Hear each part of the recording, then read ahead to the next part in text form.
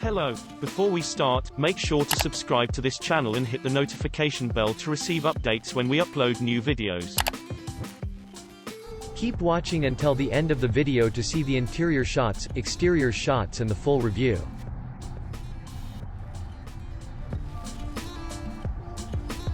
One of our favorite performance SUVs, only with 2 fewer seats, a supposedly more stylish body and, naturally, a higher price tag. Yep, Audi has finally taken the 4.0-liter, twin-turbocharged diesel V8 from the 7-seat SQ7 and stuffed it in the front of the Q8, the company's answer to such cars as the BMW X6, Mercedes GLE Coupe, Porsche Cayenne Coupe and so on. Only things are a bit different this time around. Now the powertrain is fully compliant with all the latest WLTP emissions regulations. You've not been able to buy an SQ7 for a while for this reason, and features a mild hybrid setup.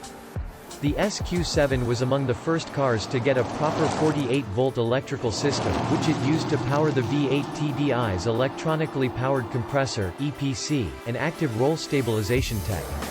The SQ8, meanwhile, adds a belt-alternator starter and small lithium-ion battery, giving mild hybrid capabilities like engine-off coasting at speeds of between 34 and 99 miles per hour, battery regeneration and exceptionally smooth stop-start.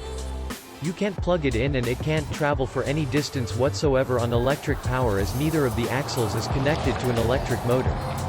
That's not what mild hybrids do.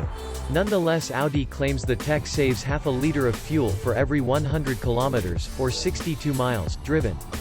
Probably not a saving you'll notice, but we'll take it. Under the body, the Q8 is basically the same car as the Q7, so of course it behaves in much the same kind of way. This is no bad thing, because R8 notwithstanding, the SQ7 is without doubt the best fast Audi. The 6 rupees has been dead for ages and all the others are, well, just a little bit disappointing. A 7-seat SUV with a V8 burble and a surprising knack for power oversteer? What's not to like? The V8 has changed a bit since we first saw it in the SQ7, though most if not all of the performance figures remain the same. Even with augmented noise tech it's quieter, and it doesn't feel quite as punchy, quite as lag-free. Of course you could never engineer a turbocharged engine that was totally lag-free, the SQ7's wasn't, but with all the tech on board we reckon the SQ8's ought to feel a bit freer. More concerning is the way it delivers its power. It's supposed to be a nice, smooth surge all the way up to the red line, but it's not quite. There's a step, a hole around 3,300 revolutions per minute that simply should not be there, as though the second turbocharger is only just coming on solid. Only on full throttle, too. Weird. Audi put it down to the altitude and temperature. We drove the SQ8 in southern France in June, but it still doesn't feel quite right to us. Of course we'll know for sure what the deal is once we get a go in the UK. Of course the SQ8 is fast, though, with enough torque to make changing gears more of a formality than a necessity. When you do the 8-speed auto, which drives all 4 wheels, is a happy thing.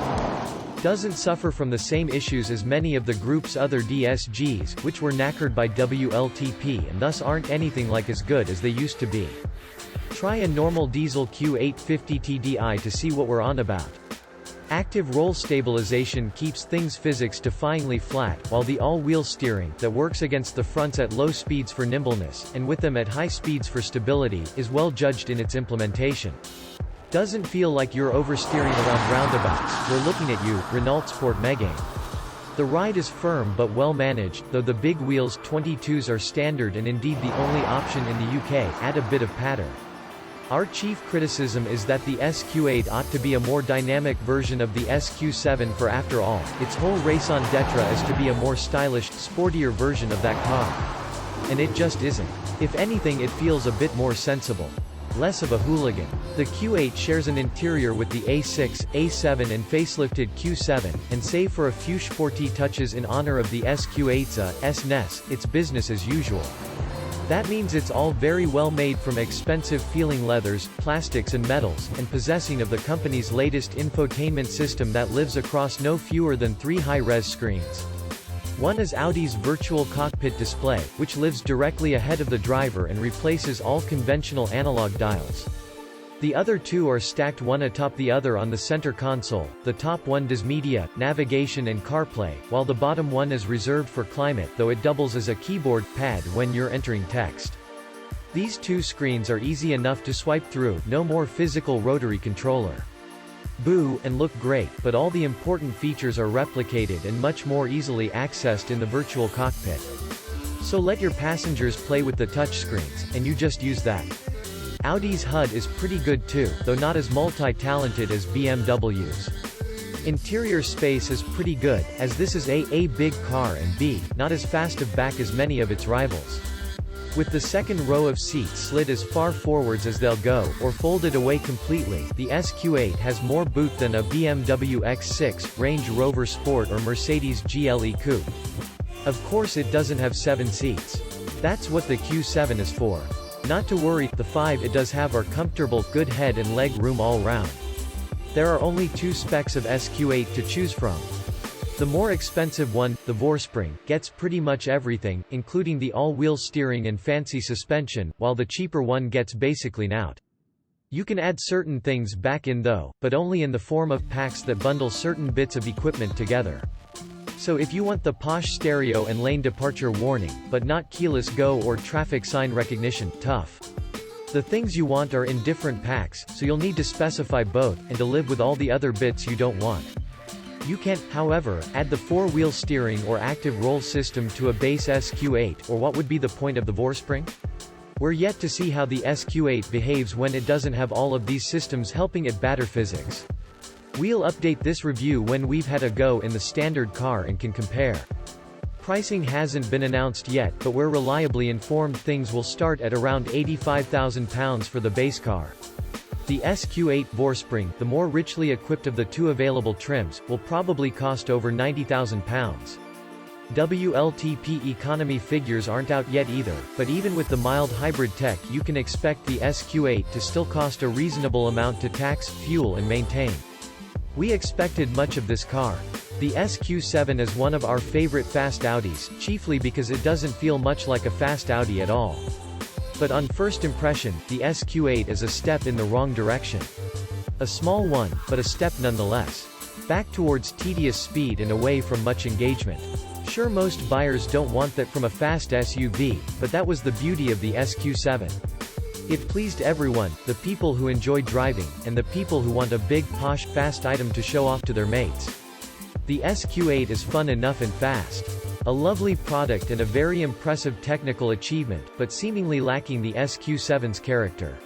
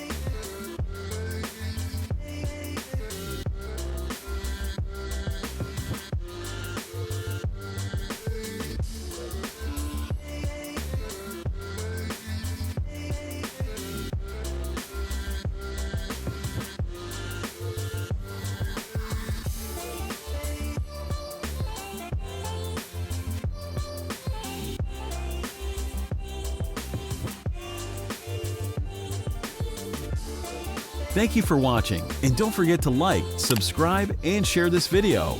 Subscribe to Auto TV.